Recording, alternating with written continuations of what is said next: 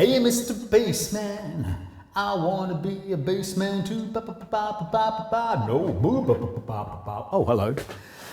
Why am I so excited about bassmans? Well, did you see the tweed bassman in the last video? I'll link it up here for you to go and have a check of that as well. But today we have another bassman, a generation newer, no, 2 generations newer. There was the 6G6 between the tweed bassman and the Blackface Bassman. And then the next iteration after that is the Drip Edge, the first year of Silverface. Drip Edge nails it to 1968. One of these two is mine.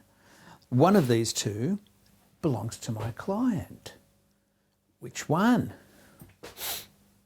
Go grab a coffee, rush back, and I will leave the one we're working on, the client's one, on my bench.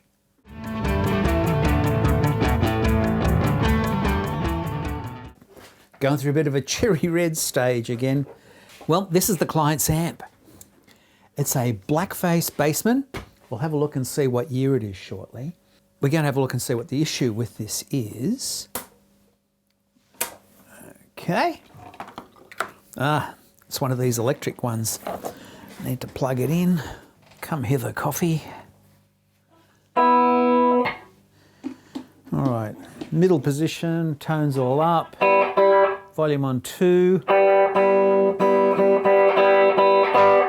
Treble works. Bright works.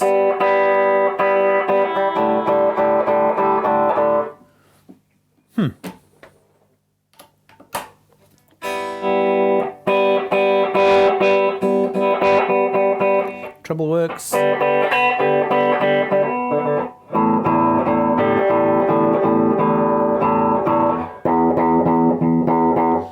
Bass works.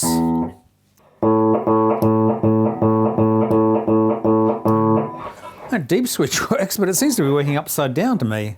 Let's open her up and have a look. Before I do that, let's just check out the condition of this amp. It's just gorgeous. Look at that. Side, a little bit of a chip there in the Tolex, which is good. I like to see a little bit of wear. I don't like to see amps when they look like they've been recovered. Back view, bit of loose Tolex there which we can glue down. Great. Okay, let's open her up. Now let's have a look at the transformers. This one says power transformer 606 445. So 1964, late in 64. This also 606 Schumacher, late 64.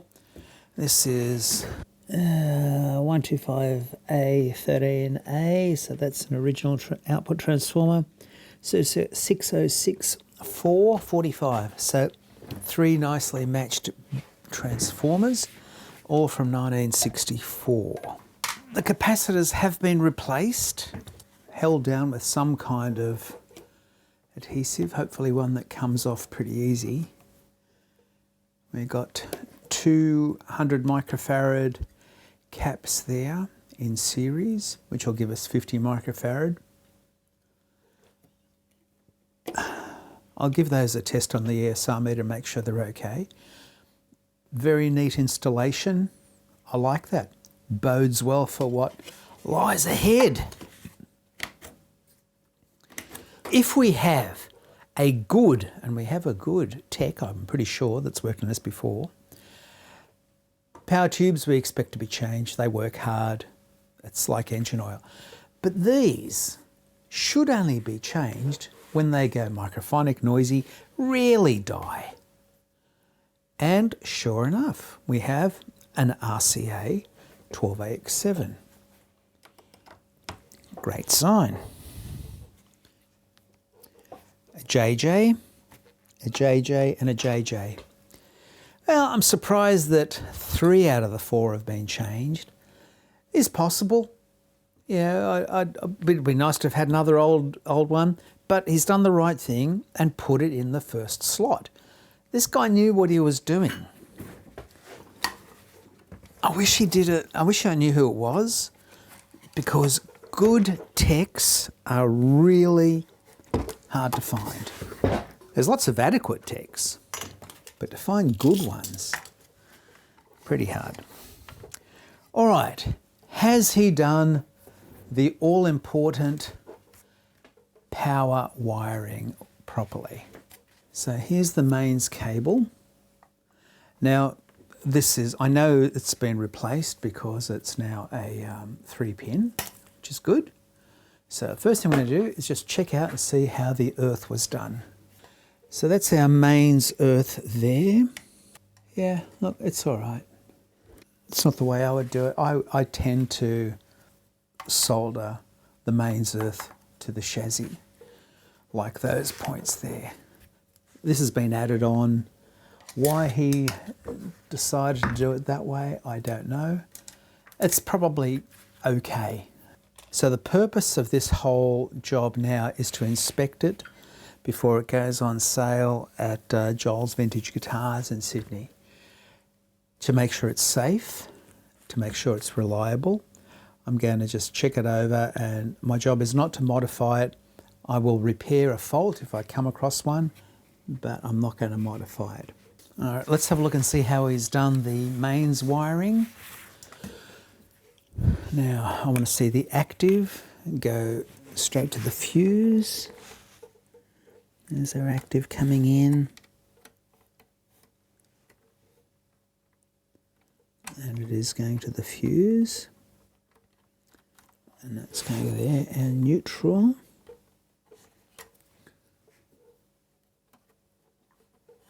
So to that side of the switch. Okay, that's going to change. I don't know why I never see mains wiring done properly. This guy knows what he's doing and still got the mains wrong. The mains wiring has to go. Active goes to the back of the fuse. From the front of the fuse, it goes to the power switch. From the power switch, it goes to the transformer. The neutral, the white one, is going to go straight to the transformer. There's no other way around it. In this case, this guy knew what he was doing, but yet still made the mistake of fusing the active, and in this case, switching the neutral.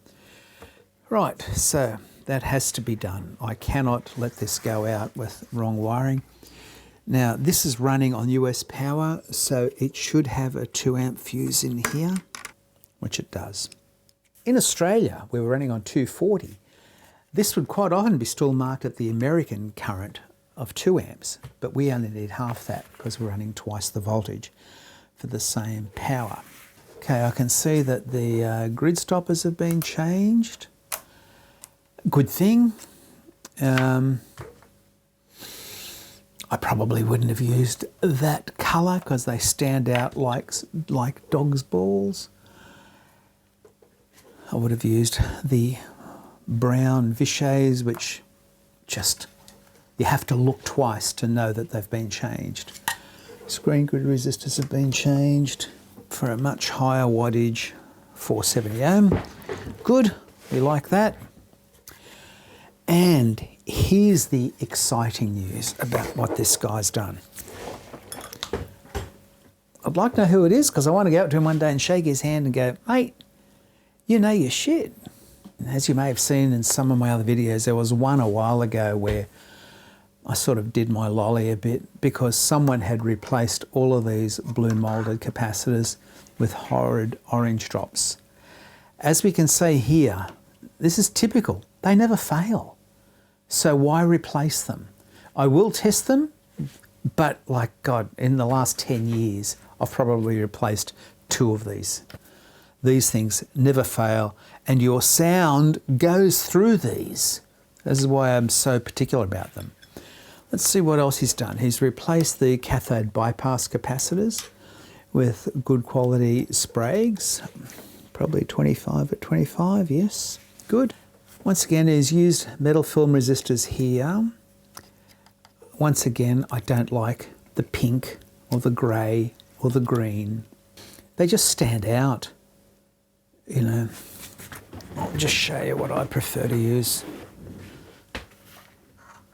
So these are modern metal film, same as that, but they're brown. Not the same dark brown as the original ones, the original carbon composition, but at least they're not flashing pink and green and all that sort of stuff. So, but I'm not going to change it. That's not part of my mission here. Oh, that's no good. First thing, most importantly, let's correct the lack of coffee situation. Bit of an unusual finish on this video. No sooner had I put together the Bassman, the black panel Bassman, back into its cabinet and put it all together. Front doorbell, ding dong, and it was the owner coming to collect the same Bassman. So I didn't get a chance to record it. I did test it out with the owner using the ES335. OMG, what a sound. You can see why these Bassman amps of the 60s and the early silver faces were just so highly prized for their tone. Unbelievable. And that's with 3 controls: volume, bass, treble. How do some manufacturers get away with 20 knobs? In one case, 29 knobs, and it sounds like your guitar's gone through a blender. Yeah, I call it the Tarakson tone score. Take the number 50, subtract the number of knobs, and that's your tone score out of 50. 3 knobs, 47 out of 50. 29 knobs, that's 21 out of 50. And you might go, ha, that's a pile of crap. But when you think behind every knob, there is circuitry that your sound passes through. And each time it passes through a bit of circuitry, whether it's a resistor or a capacitor or whatever, another valve, especially another valve that just adds noise, we lose that integrity of your guitar sound. That's why 3 knobs, the best sound, and that sounded sensational. Enough of me rambling. I hope you enjoyed that video. A little bit different. If you did, could you please honour me with a like and subscribe if you haven't already, and leave a comment. I'll answer all your comments. But for now, I bid you farewell, and I look forward to catching you at the next video.